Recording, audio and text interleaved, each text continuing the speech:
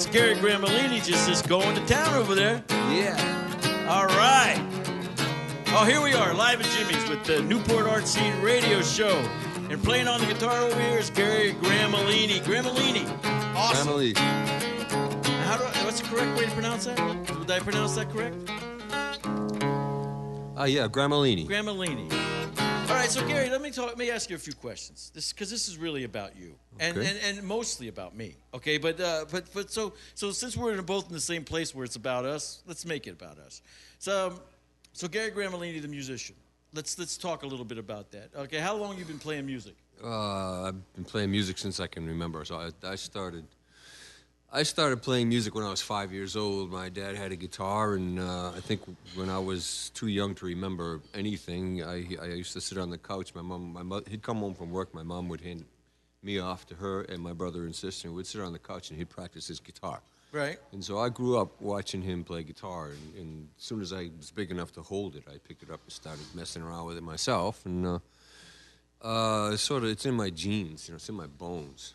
So I play guitar as well as myself, and I picked it up when I was 9. Okay. Well, yeah. And I know what it's like to sit at the edge of your bed or on your couch and practice a succession of chords, that G, that A, that D, and to practice the movement of that.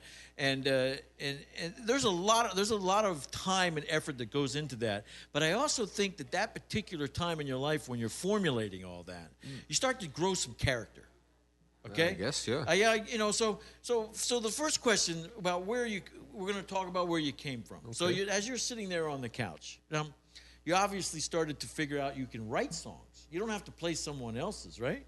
You can start to write some songs. Mm-hmm. In your best recollection, I'd like for you to share with us what your first song you ever wrote, sitting there on that couch with your mom and your dad, or if there was a song that you can pick right now that reminds you of your youth, of one of the very first songs. Well, I didn't sort of lead us into it. Tell us about it. Yeah, I didn't really start writing songs until I was probably pushing 30, which was a long time ago. I was more like I learned it very early on that I had a good ear, so I was really good at listening to something and knowing how to play it. Right. And so I got my first band, which started when I was in junior high school. They got me involved because I could sit down and listen to a song and tell everybody what to play, and it would come out sounding like the Animals, or it would come out sounding like the Rolling Stones, or it would come out sounding like whoever we were trying to learn the song by. So I got really good at that, and it wasn't until we had Beaver Brown together and we started writing music in that band that I wrote some songs. And the first song I ever wrote, I wrote for the Beaver Brown band, and I used to sing it. And we did that for 2 or 3 years, and then John decided he wanted to just stick with the songs that he was going to sing. So we stopped singing. And the first time when the band started out, we were all singing. Right. And then eventually we evolved. So what was the name of that first song? It was called Monica. Okay. And it goes something like this. I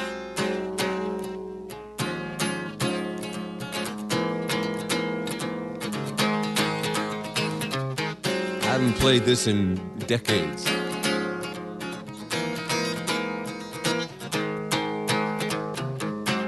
Lightning strikes, the world stood still, a halo or something beyond windowsill. And diamond eyes, and a kiss in the dark, young and soft and willing, Lord, it broke my heart. And it burned like fire, and it's cold as ice, and I'm not so sure I want to pay the price. She got the power, and I got the key, and it sure looks like a way out. Don't it ring like silver, shine like gold, look like part of something about 1,000 years old. I need you, Monica, need you, Monica. Am I strong enough? Can I lift it up?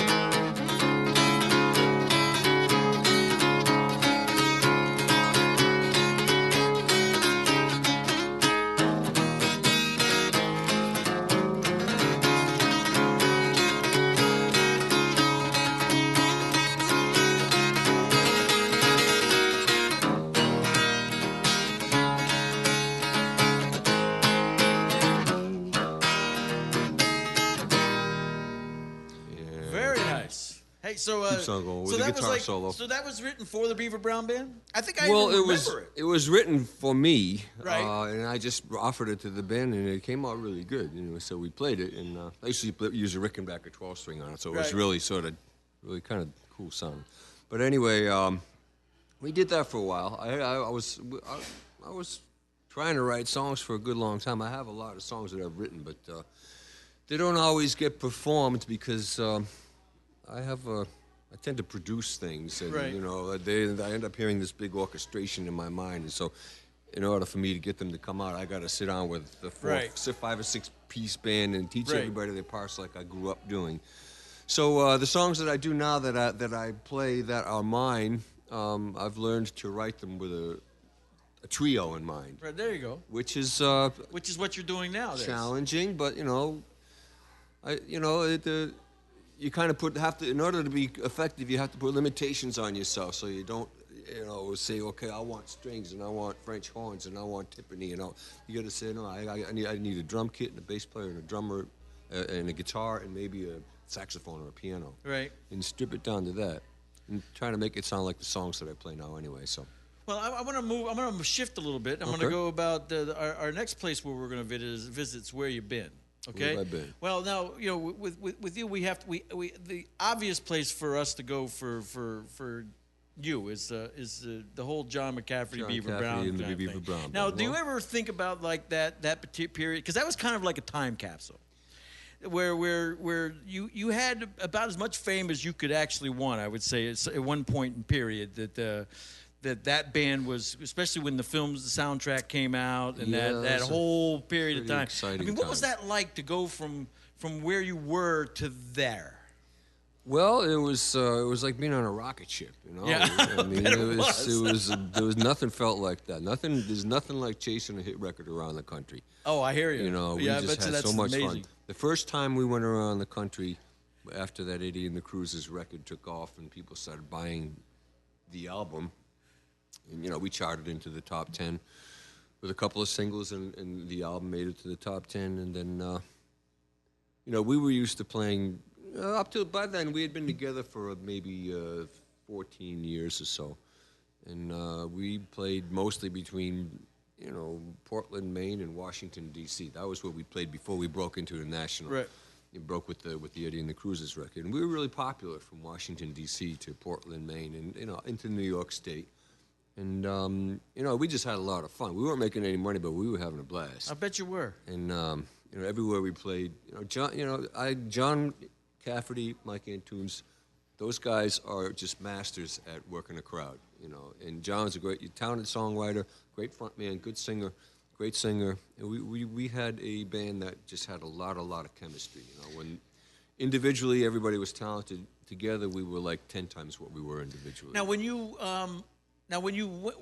were on that rocket ship and you were in the top 10, okay, and you went from playing one size of a room to another size of a room, which I'm sure that grew exponentially at that particular period. Mm-hmm. What was one of the largest places that you remember playing? Outside.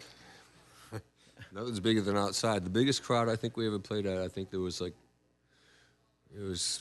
4th of July, 1985 or 1984, thereabouts, at an Air Force base, a decommissioned Air Force base in South Carolina, and there were 300,000 people there. Wow! And it was just, it looked like Woodstock from the stage. I was like, we played a lot of outside gigs where there were 50,000 people there. We did one up at Otis Air Force Base. It was in the 90s. It was well after the records, but we went up there and played. We opened up for the Beach Boys. We did a lot of shows with the Beach Boys. We became pretty good professional friends with them for a while. Right. And it was 4th of July. It was 4th of July. It was like 95 degrees out, bright sunny day, and up at Otis Air Force Base on the Cape. And that was just one of those special gigs. We went on, did our thing. The place went crazy. The Beach Boys came out. We'd go out and do some songs with them at the end of the show. And, it was just really a golden moment, Well, the reason I ask you that question is because I want you to share with us the song that you remember playing on one of those final encores, one of those very large shows. I know you've only got one guitar, you don't have the whole band. Yeah. But I'd like for number one for you to take us back, and number two for you to go back to that moment and kind of share with us that song that you would have been playing. What did we do for encores? I don't know. The end of we'd do. Oh Jesus, I don't know. There you go. See, I'm taking you there. Well, you're talking about when Beaver Brown was playing. Yeah, when Beaver Brown was back, and the John McCafferty and the Beaver Brown band. You're out there. You've got your 300,000 people. You're getting ready to do your last encore. What song would you guys have gone out there and played? In those days, what did we do? Because you would have already played Dark Side by now. Yeah, we would have maybe done a couple Dark Side. times. I mean, we'd end with City. I mean, I don't know. What do we do? We'd probably do something by Little Richard. I mean, which John would sing. I mean, he'd do like a bop bop a loo bop a bop bam boom tutti frutti on Rudy tutti frutti on Rudy tutti frutti on Rudy a wop bop a loo bop a wop bam boom. Got a gal named Daisy, she almost drives me crazy. I got a gal named Daisy, she almost drives me crazy. Knows how to love me, yes indeed. Girl don't know what you're doing to me. Tutti frutti, ciao Rudy. Tutti frutti, oh Rudy. Tutti frutti, oh Rudy. Tutti frutti, oh Rudy. Tutti frutti, oh Rudy. Wop bop a loo bop a wop bop bop. Wow. And that's sort of what we might have done. You know, right? We've done a lot of shows with that one. Now, when you've got your trio and you've got your buddies that you're still all playing with, and you still got your gig going on here, and you're still sharing with us Rhode Islanders that music that you've written and shared with us for years. Now, do you still play Dark Side?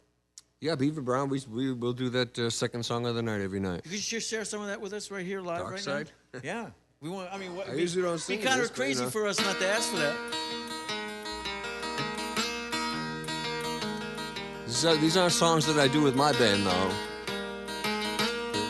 How's it going? Dark side calling now, nothing is real. You never know just how I feel. Out of the shadow, she walks like a dream. Make me feel crazy, make me feel so mean. Nothing gonna save you from a love that's blind. Slip to the dark side on that line. On the dark side. Oh yeah. On the dark side. Oh yeah.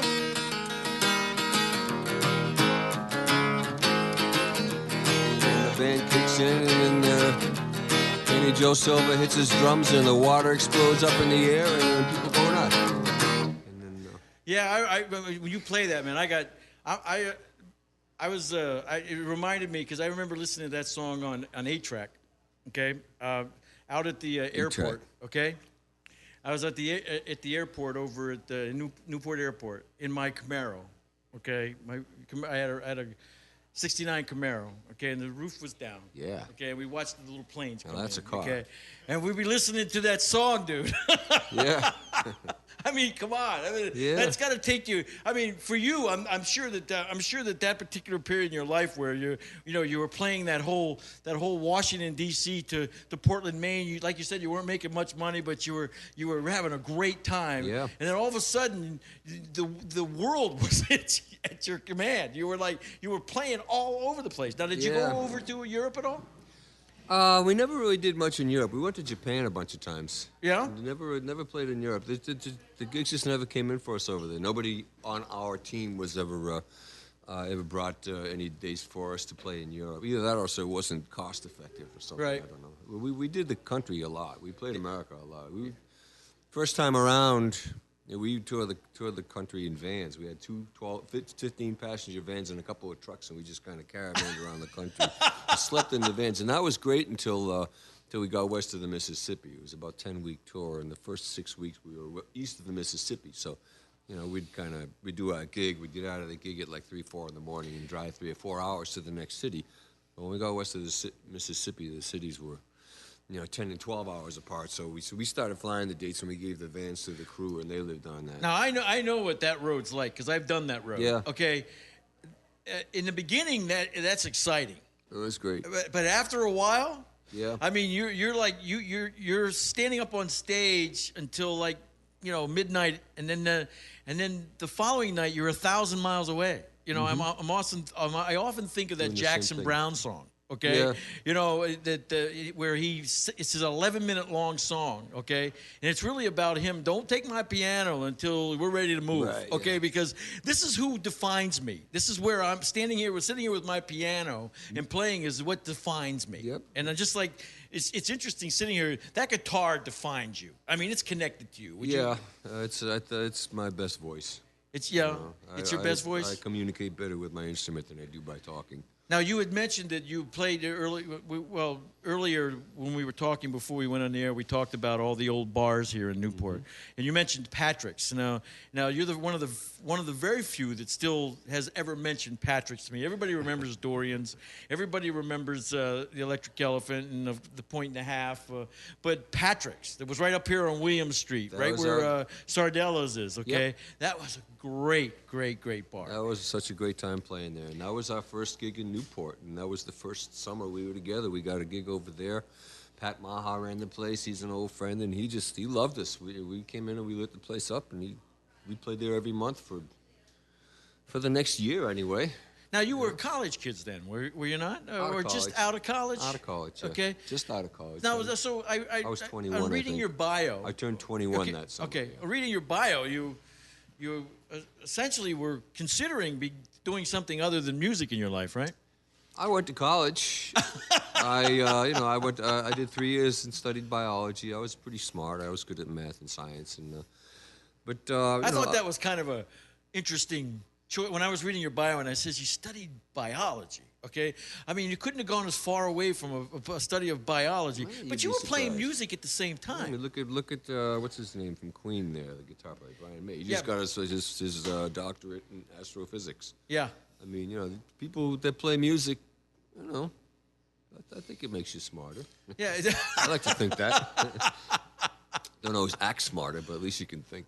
All right, so let's talk a little bit about where you're at now. Okay. Okay. Now I know that we're getting ready to next Wednesday on May 9th down at the Blues Cafe.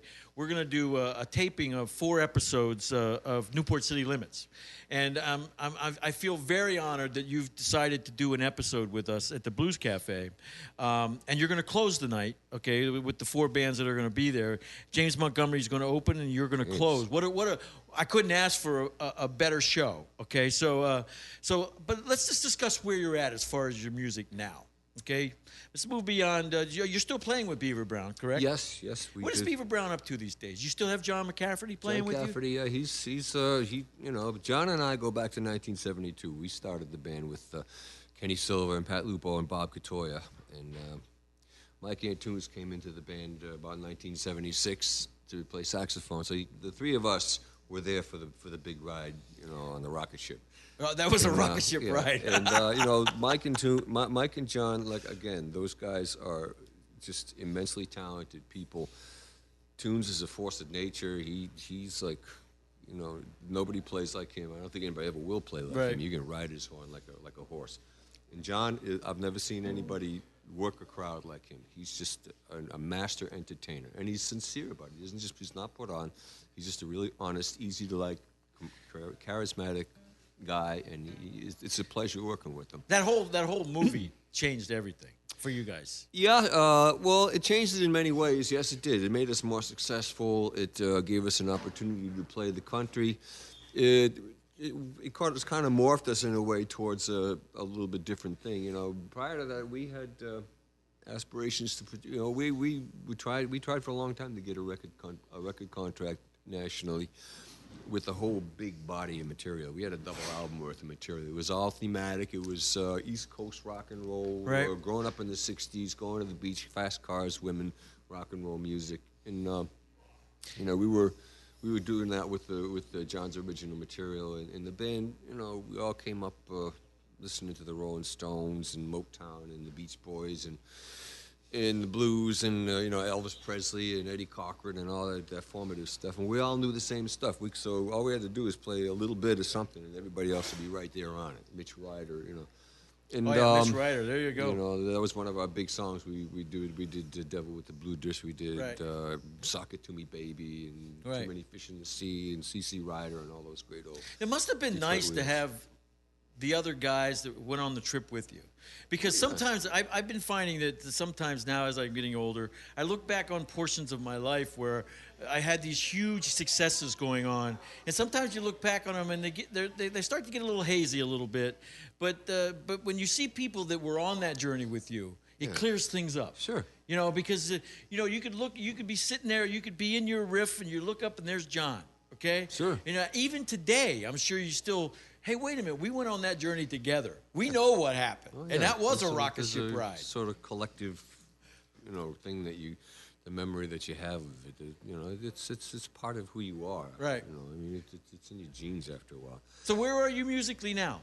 And share some of that with us. I'm playing in just about anywhere that I can. I have my band, The Grinders. We've been together for 10 years. That's D.C. Culp on drums. Usually it's John Litwin on the bass guitar, but he's been getting a lot of work over here in Newport, as a matter of fact, with some other old friends of mine, Frank Picciarelli and George DiLorenzo. They play every Friday and Saturday night at Clark Cookhouse. Right. It's called the Foreverly Brothers. And they do gigs with us from time to time. And that's a lot of fun because, again, we all come from the same musical place. So all you got to do is start something, and it'll just happen. You don't even have to. Well, give us a song that you're playing now when you guys go out together.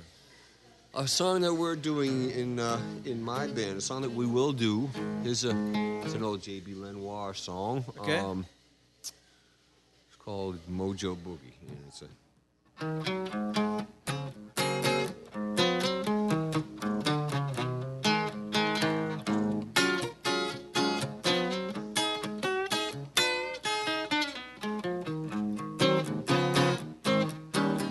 Well, I've been to New Orleans and I sure had a wonderful time. Well, I've been to New Orleans and I sure had a wonderful time. I was high as a Georgia pine.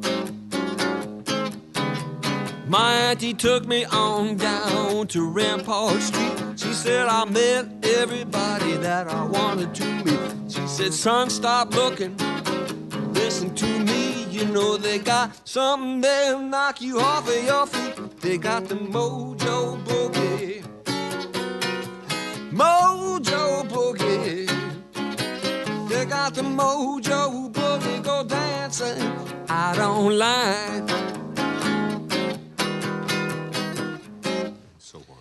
So, what's your favorite place you're playing nowadays? I mean, are you mostly in Southern New England still now, or are you still doing that whole Washington D.C.? No, I mean my band, I myself, mostly Southern Rhode Island, southeastern Connecticut, Massachusetts. But that's just the way the market is right now. I'm a kind of an uncompromising player when it comes to things that I want to get up and sing. So I choose what I want to sing. I play it the way I want to play it, and I try to make it come out the way that I experience it myself, and I trust that if I can do that, that the audience will be entertained. And so consequently, I don't mind the right down the middle rock, cover band thing that is so popular in the bars in Rhode Island. Right. And I just can't seem to make myself do that. So I stay true to myself, and I try to get the guys that I'm working with to trust that, and they do.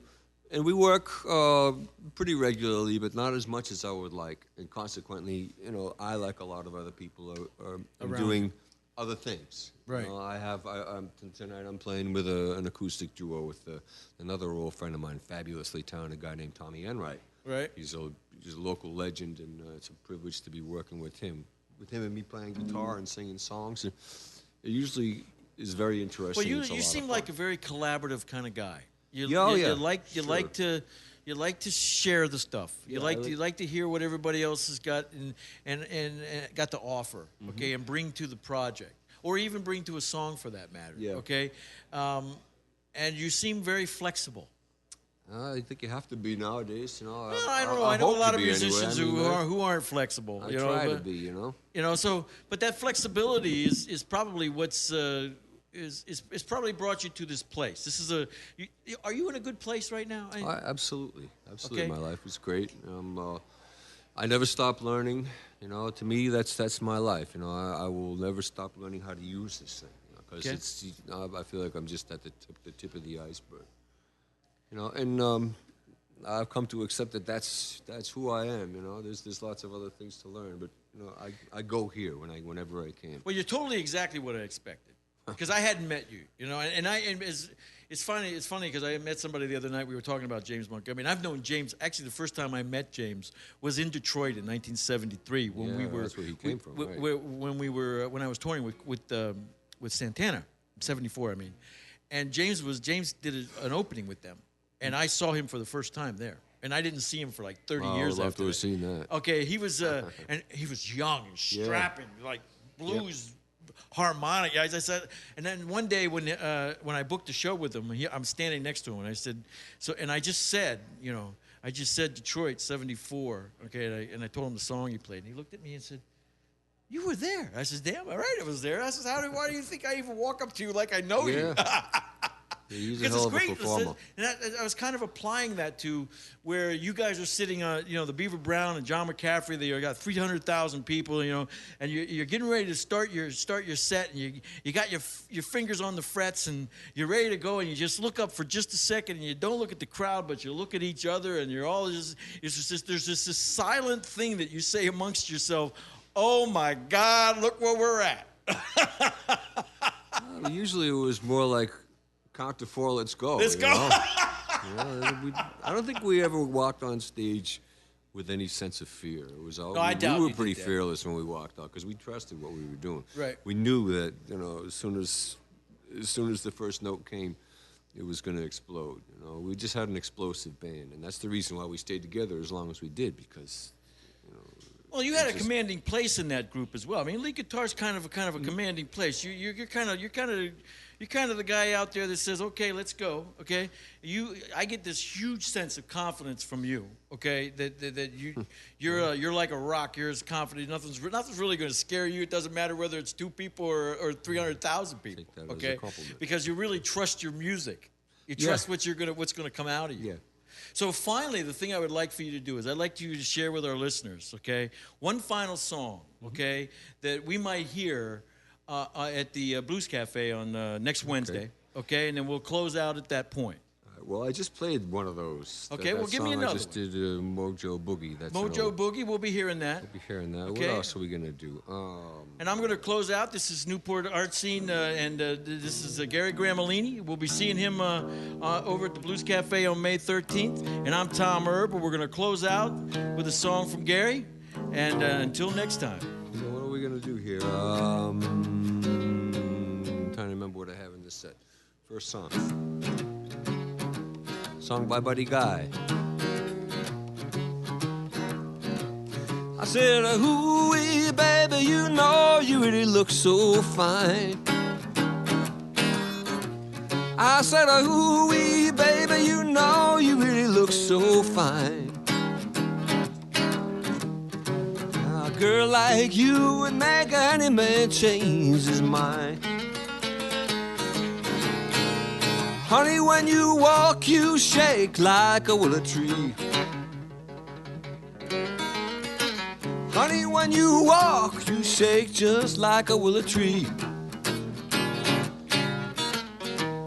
A girl like you would make a fool of a man like me. Let me love you, baby. Let me love you, baby. Let me love you, baby. Let me love you, baby. Let me love you, baby. You're driving my poor heart crazy. And thank you so much, Gary. It's been a great having you on the show. Thank you, Tom We look Erb. forward to see you on May the 13th down at the Blues Cafe. This is Tom Erb, your host, signing off.